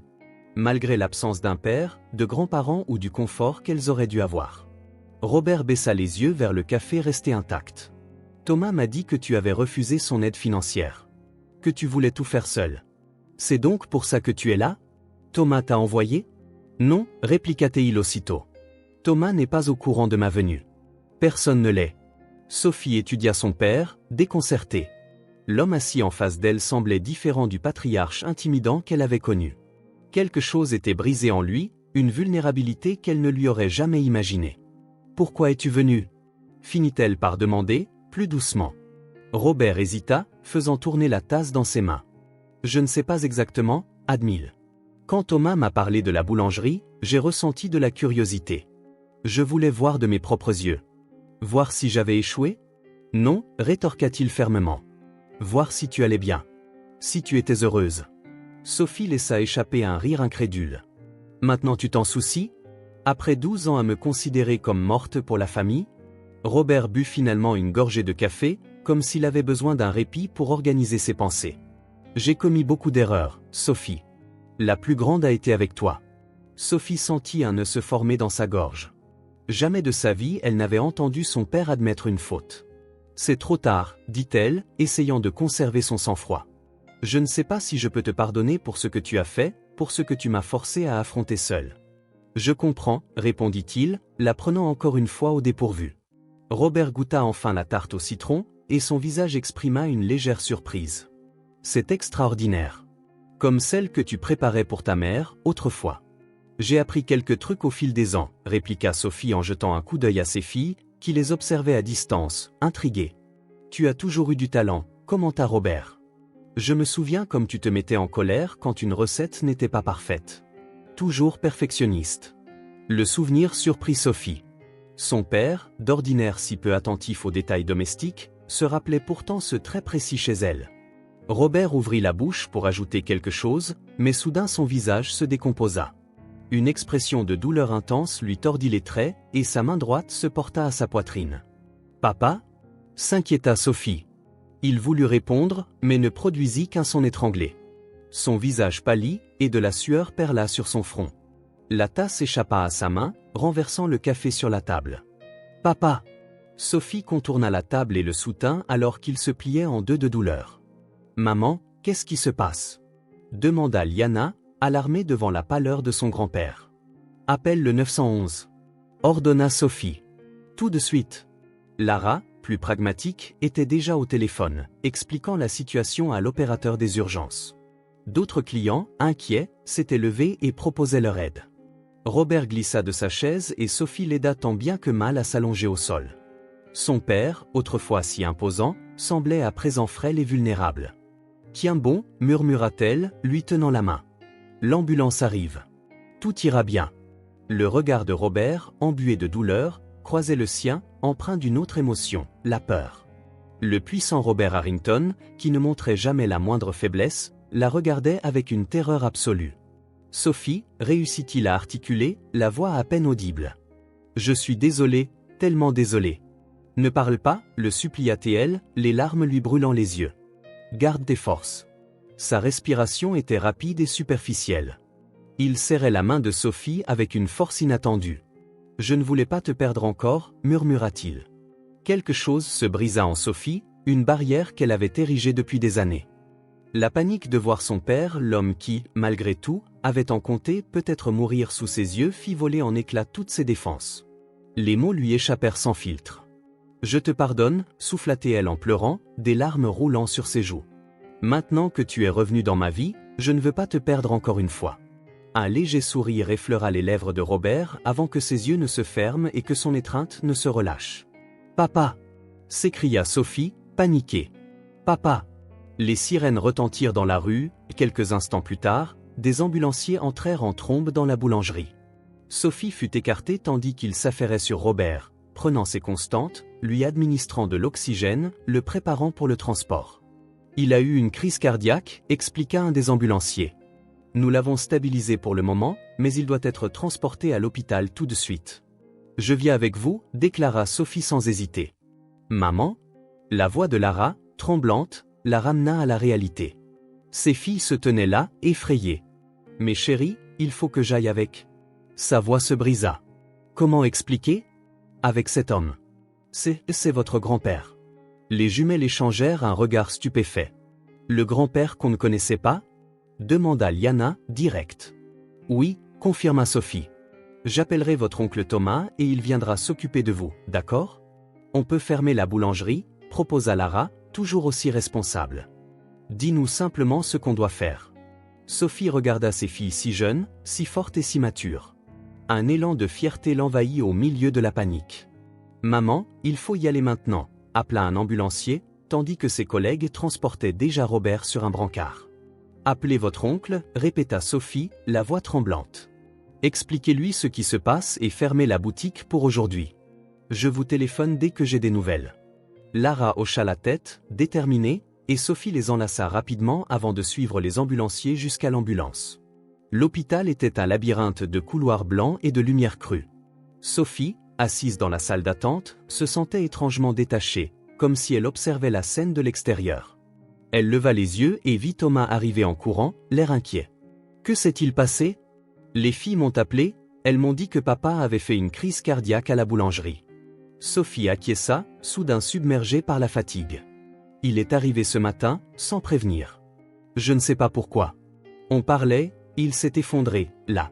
Thomas s'assit à côté d'elle, passant un bras autour de ses épaules. Les médecins ont dit quelque chose? Ils sont encore en train de l'examiner, expliqua Sophie. Ils nous tiendront au courant quand ils auront un diagnostic complet. Ils restèrent en silence quelques minutes, chacun perdu dans ses pensées. Je n'aurais jamais cru qu'il irait vraiment à la boulangerie, lâcha Thomas. Il n'a rien dit hier quand je l'ai vu. Tu le vois régulièrement? S'étonna Sophie. Toutes les semaines, pour le travail, répondit Thomas. Mais on ne parle presque jamais de choses personnelles. Et surtout pas de toi. Nouveau silence. Qu'est-ce qu'il a dit quand il est arrivé? Insista Thomas. Sophie tenta de se souvenir. Tout lui semblait si lointain, alors que cela ne datait que de quelques heures.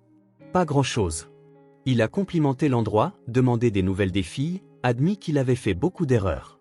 Thomas tourna vers elle un regard surpris. Il a avoué avoir fait des erreurs? Oui, il a dit que la plus grosse erreur concernait moi.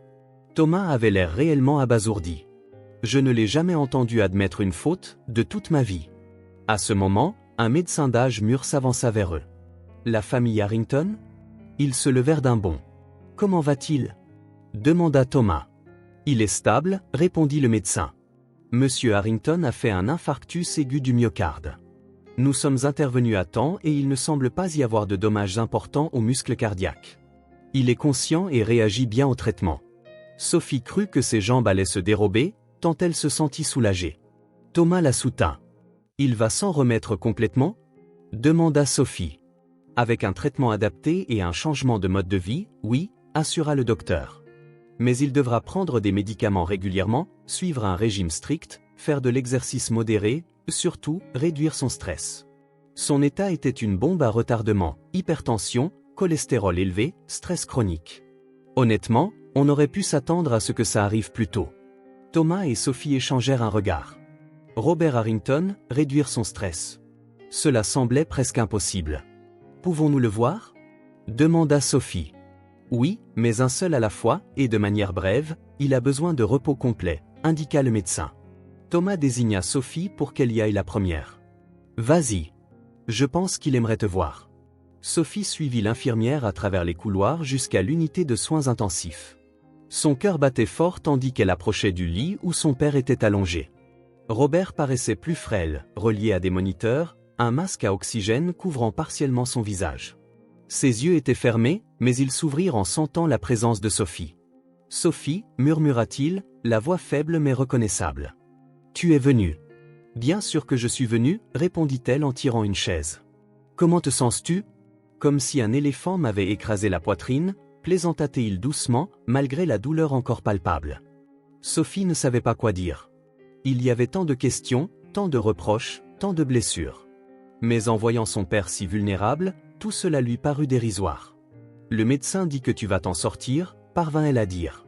Mais tu dois changer certaines habitudes. Robert eut un faible geste de la main, si caractéristique que Sophie faillit sourire. Les médecins exagèrent toujours, grommela-t-il, sans toutefois l'arrogance habituelle. Pas cette fois, avertit Sophie. Tu as failli mourir aujourd'hui. Dans ma boulangerie, devant tes petites filles. Les yeux de Robert s'emplirent d'une émotion inconnue pour Sophie à l'évocation des jumelles. Elles sont extraordinaires, murmura-t-il. Elles m'ont rappelé comment tu étais, toi, à leur âge. Toi et Thomas, vous couriez partout dans la maison, toujours en train de manigancer quelque chose. Sophie sentit sa gorge se serrer. Elles aimeraient bien te connaître, pas seulement comme l'homme qui s'est effondré dans notre boutique. Robert ferma les yeux un instant. Quand il les rouvrit, Sophie vit qu'il brillait de larmes, encore une chose qu'elle n'aurait jamais cru possible chez lui. J'aimerais aussi, Admile, si tu me le permets. On verra comment se passe ta convalescence, répondit Sophie, sans vouloir trop s'avancer. Le médecin dit que tu dois rester quelques jours ici. D'accord, acquiesça Robert, l'air épuisé.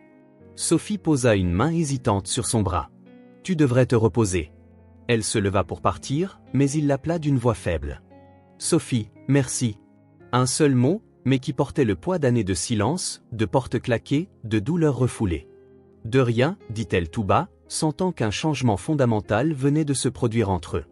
Ce n'était pas un pardon total, pas une réconciliation immédiate. Mais c'était un début. Et parfois, un début suffisait. Une semaine après sa sortie de l'hôpital, Robert Harrington fit son entrée à Sweet Moment, avec une prudence calculée. Il ne portait plus son costume impeccable habituel, mais un pantalon bien repassé et un pull en cachemire, une concession aux recommandations médicales l'incitant à s'habiller plus confortablement. Il avait toujours l'air un peu déplacé dans ce décor chaleureux, comme un cristal précieux au milieu de poteries rustiques. « Bonjour », lança Sophie, en notant qu'il arrivait pile à l'heure convenue. La ponctualité restait non négociable pour Robert Harrington. « Bonjour », répondit-il. « C'est animé, à ce que je vois. » Ça l'est en général, le samedi matin, confirma Sophie en le conduisant à une table réservée dans un coin. Tu as pris assez de tes médicaments ? Robert esquissa un léger sourire et sortit de sa poche un blister de pilules. Je suis les instructions médicales à la lettre. Je n'aurais jamais cru que mon emploi du temps tournerait autour de prises de pilules. C'était étrange de le voir ainsi, vulnérable, obéissant aux ordres d'autrui et admettant ses limites. L'homme qu'elle avait connu n'aurait jamais reconnu la moindre faiblesse. Les filles sont en cuisine. Elles préparent une nouvelle fournée de meringues, expliqua Sophie. Elles seront contentes de te voir. Elle marqua une pause, ne sachant pas encore à quel point faire confiance à cette nouvelle version de son père. On a dit qu'on ferait une courte visite, pas trop long. Le docteur veut que tu évites la fatigue. Compris, répondit Robert, sans protester, chose tout aussi surprenante. Je voulais juste voir comment vous alliez. Grand-père, s'exclama Liana en surgissant de la cuisine, le visage illuminé par un sourire. Tu es vraiment venu? Oui, je suis là, confirma Robert. Lara suivait, plus réservée mais tout aussi curieuse de mieux connaître ce grand-père apparu récemment dans leur vie. Sophie observa la scène. Depuis sa crise cardiaque, les jumelles étaient venues rendre visite à Robert à l'hôpital, à 2 reprises. Des rencontres brèves et maladroites, ponctuées de questions timides et de réponses prudentes. J'ai apporté quelque chose pour vous, annonça Robert, sortant de sa mallette 2 petites boîtes joliment emballées. Les filles jetèrent un coup d'œil à Sophie, qui donna un discret signe d'approbation. Elles ouvrirent les paquets et découvrirent, identiques comme elles, 2 montres délicates à bracelets argentés, ornées de petites pierres bleues en guise d'index. Ce sont des saphirs, expliqua Robert. La pierre de naissance de septembre, le mois de votre naissance à toutes les 2. Les yeux des jumelles s'écarquillèrent devant la valeur évidente de ces cadeaux. Comment tu as su pour notre mois de naissance? Demanda Lara, toujours directe. Un voile de tristesse passa dans le regard de Robert. J'ai demandé à Thomas. Il m'a parlé de vous. Merci, elles sont magnifiques, s'extasia Liana, ajustant déjà la montre à son poignet. Je n'ai jamais rien eu de pareil. Ce n'est pas très pratique pour travailler à la boulangerie, observa Lara, même si elle admirait aussi le cadeau. Vous pouvez les garder pour les grandes occasions, suggéra Robert, ou quand vous serez plus grande. Sophie ressentit un mélange d'émotions en voyant ces présents coûteux. Elle craignait qu'il ne soit qu'une façon d'acheter l'affection des jumelles, mais elle appréciait aussi l'intention, la symbolique de la pierre de naissance. Les filles, vous pouvez aller vérifier les brownies au four? Proposa-t-elle, espérant avoir un moment seul avec son père. Et s'il vous plaît, occupez-vous des tables 2 et 5. Une fois les jumelles parties, Sophie s'assit en face de Robert. Tu n'as pas besoin de leur faire des cadeaux de luxe, fit-elle remarquer à voix basse. Elles n'y sont pas habituées. Robert la regarda fixement. Je ne cherche pas à acheter leur affection, si c'est ce que tu crois. Je voulais juste rattraper des anniversaires manqués. 12 ans d'anniversaires oubliés ne se rattrapent pas avec des montres, répliqua Sophie, plus durement qu'elle ne l'aurait voulu. À sa grande surprise, Robert ne se mit pas en colère. Il ne chercha pas non plus à se justifier, comme auparavant. Il hocha lentement la tête. Tu as raison, reconnut-il. Je ne sais pas comment faire, Sophie. Je ne sais pas comment être grand-père. Son aveu, plein d'humilité, laissa Sophie sans voix. Son père, le grand Robert Harrington, admettait son ignorance. Personne ne sait comment être grand-père au début, répondit-elle finalement, plus douce. C'est comme être parent, on apprend en faisant. Je n'ai pas été un bon père, répondit-il, le ton teinté de regret. Sophie ne le contredit pas, ils savaient tous deux que c'était la vérité. Mais tu peux être un bon grand-père, dit-elle enfin, si tu le veux vraiment. Robert leva les yeux, un nouvel éclat de détermination dans le regard. Je le veux, affirma-t-il. Au cours des semaines suivantes, à la stupéfaction de Sophie, son père tint parole. 2 fois par semaine, à 10 heures précises, Robert franchissait la porte de la boulangerie. D'abord, il se contentait de s'asseoir à sa table habituelle, observant le flux des clients et discutant de temps à autre avec les jumelles quand elles étaient libres. Je pense que je devrais goûter à tous les desserts de la carte, déclara-t-il un matin, étudiant la liste. Comme ça, je saurai quoi recommander quand on me posera des questions. Sophie haussa un sourcil. Qui te demanderait conseil sur mes pâtisseries? J'ai des amis, répondit-il, apparemment vexé, et des associés. L'idée que Robert Harrington fasse la promotion de sa petite boulangerie dans les cercles huppés était si inattendue que Sophie faillit en rire. Mais elle se retint, devinant qu'il y avait derrière ce geste un vrai désir de bien faire. Peu à peu, sa présence devint une habitude. Les visites s'allongèrent.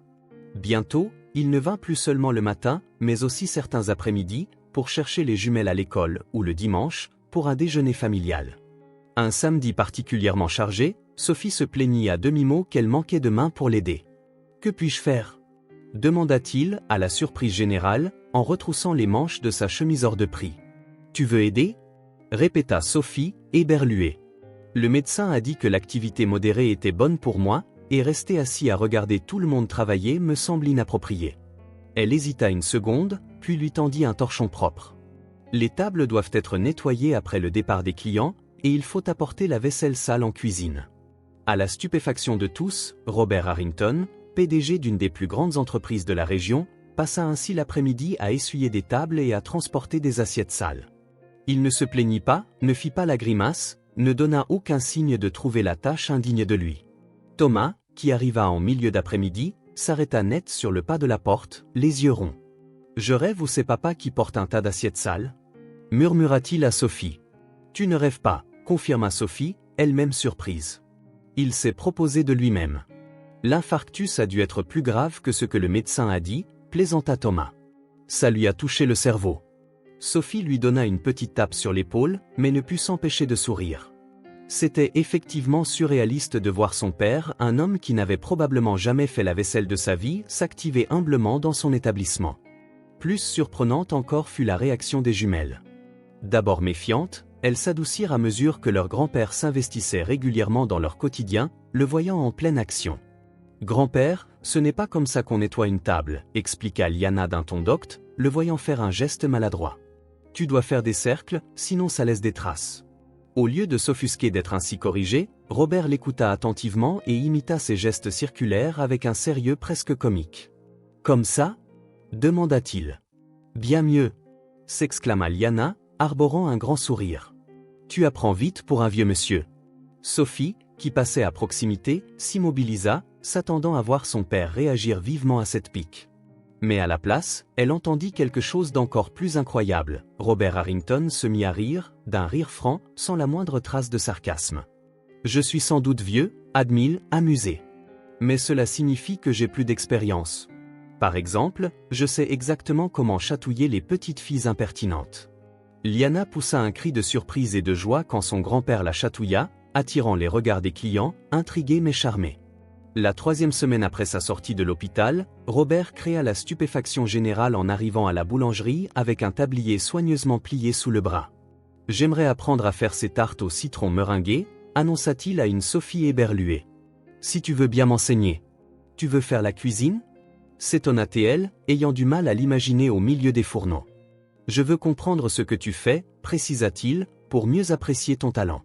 Leur cours de pâtisserie improvisé devint un spectacle pour les jumelles, fascinées de voir leur grand-père si digne se retrouver couvert de farine, luttant pour monter des blancs d'œufs en neige à la consistance parfaite. « Pas si facile, hein » le taquina Lara, d'ordinaire plus réservé.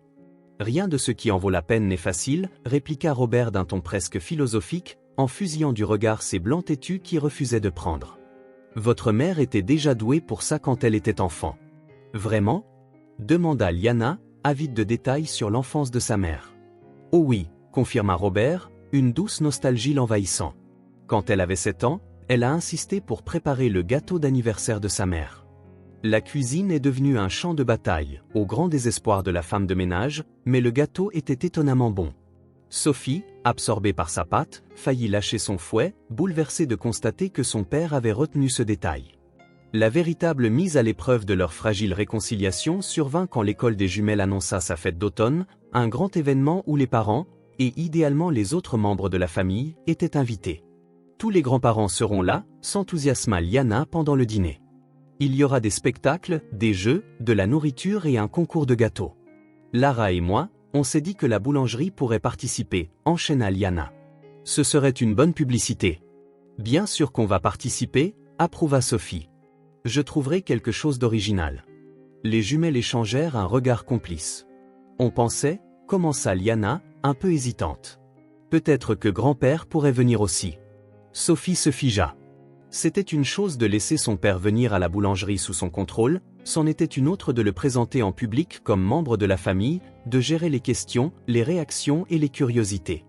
Je ne suis pas sûr qu'il voudra, éluda-t-elle. On peut toujours demander, insista Liana. Il a dit qu'il regrettait de n'avoir jamais assisté à tes événements scolaires ni à ceux d'oncle Thomas, fit remarquer Lara. Sophie ressentit une boule au ventre. C'était vrai, Robert n'avait jamais mis les pieds dans un événement scolaire, trop occupé par ses affaires pour ses futilités, laissant sa mère s'en charger. D'accord, vous pouvez lui poser la question, finit-elle par céder. Mais ne soyez pas déçus s'il est occupé. À la surprise générale, quand les jumelles transmirent l'invitation, Robert accepta aussitôt. Mieux, il réorganisa son agenda pour libérer toute la journée. J'ai annulé 3 réunions importantes, annonça-t-il à Thomas. Le conseil d'administration devra se débrouiller sans moi. Tu as annulé des réunions du conseil pour une fête d'école ? S'étrangla Thomas. Ce n'est pas juste une fête d'école, corrigea Robert avec sérieux. C'est le premier événement familial auquel mes petites filles m'invitent. Je ne vais pas les décevoir. Et il tint parole. Le jour de la fête, Robert Harrington arriva pile à l'heure, vêtu de vêtements plus décontractés mais toujours élégants, et équipé d'un appareil photo haut de gamme pour immortaliser l'événement. Tu sais t'en servir ? S'étonna Sophie. J'ai appris, se contenta-t-il de répondre. J'ai regardé plusieurs tutoriels. L'imaginer, lui, réputé si impatient, visionnait patiemment des tutoriels sur la photographie la laissa pantoise. Tout au long de la journée, Robert impressionna tout le monde par son enthousiasme sincère. Il applaudit avec entrain la prestation de flûte de Liana, félicita Lara pour son affiche de sciences primée d'une mention honorable, et participa même à la course de sacs destinée aux grands-parents, ravissant les jumelles. Ton père a l'air différent, observa l'enseignante des jumelles, en voyant Robert suivre ses petites filles vers un stand de lancer d'anneaux. Il est différent, admit Sophie, encore surprise elle-même. Les filles m'ont dit qu'il était absent jusque-là, qu'elles ne le connaissaient pas. Ça fait plaisir de les voir aussi rayonnantes, en famille. En famille. Les mots résonnèrent dans l'esprit de Sophie tandis qu'elle regardait son père, son frère et ses filles échanger rire et sourire. Thomas la rejoignit. Qui l'eût cru, hein ? Papa, le redoutable Robert Harrington, en train de se faire poser des anneaux sur la tête par tes filles, juste pour les faire rire. C'est surréaliste, admit Sophie. Parfois, je m'attends à me réveiller et constater que ce n'était qu'un rêve. Ce n'est pas un rêve, répliqua Thomas en glissant un bras autour de ses épaules. C'est réel. Pas parfait, encore en train de guérir, mais réel. Sophie hocha la tête, sentant une paix étrange l'envahir. Ce n'était pas un pardon total, les moments de gêne ou de douleur subsistaient, et les blessures du passé ne disparaîtraient sans doute jamais tout à fait.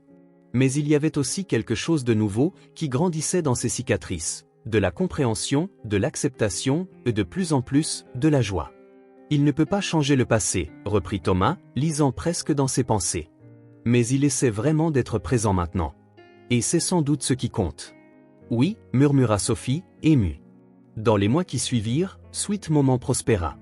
La clientèle s'élargit encore, au point que Sophie dut embaucher 2 employés supplémentaires. Les finances se stabilisèrent, lui permettant de souffler sans la crainte permanente du dépôt de bilan. Un dimanche après-midi, alors que la boulangerie était fermée et que la famille se retrouvait dans le petit appartement de Sophie pour déjeuner, Thomas contempla la scène, silencieusement heureux. Le père, visiblement plus en forme et plus mince, écoutait attentivement Liana décrire un nouveau projet scolaire. Lara montrait à Sophie un dessin qu'elle comptait proposer comme affiche pour la boulangerie. C'était une famille imparfaite, marquée par des blessures qui cicatrisaient encore, mais une famille tout de même. « À quoi penses-tu » demanda Sophie à Thomas, venant s'asseoir près de lui. « À la façon dont tout a commencé, répondit-il. Deux petites filles honnêtes rapportant un portefeuille perdu. » Sophie sourit, se souvenant de ce jour qui lui paraissait si lointain. « Un geste simple et sincère qui a tout changé, conclut Thomas. Ça nous a remis en contact. Le destin voulait nous réunir, peut-être, hasarda Sophie, observant ses filles avec leur grand-père, qui il y a quelques mois encore niait leur existence. Ou bien certaines personnes méritent simplement une seconde chance, suggéra Thomas. Sophie acquiesça, profondément reconnaissante pour cette nouvelle vie, ce nouveau départ. Les douleurs passées ne s'étaient pas évanouies et ne s'évanouiraient sans doute jamais, mais elles s'étaient transformées en quelque chose de différent, chargé de leçons et, contre toute attente, de rédemption. Maman, grand-pa a dit qu'il allait nous emmener pêcher pendant les prochaines vacances. Appela Liana, accourant avec des yeux pétillants. Est-ce qu'on peut y aller, s'il te plaît ? Sophie leva les yeux vers son père, qui attendait sa réponse avec une expression pleine d'espoir. Elle n'aurait jamais cru voir cela un jour sur son visage autrefois si fermé. Bien sûr que vous pouvez y aller, répondit-elle en souriant à sa fille, puis à son père. Ça me semble être une très bonne idée. Alors que Liana repartait annoncer la nouvelle à Lara, Sophie sentit une certitude lui réchauffer le cœur. Après tant d'années de lutte et de solitude, elle avait enfin trouvé sa place. Elle avait un foyer, une famille, et c'était le plus grand accomplissement de sa vie.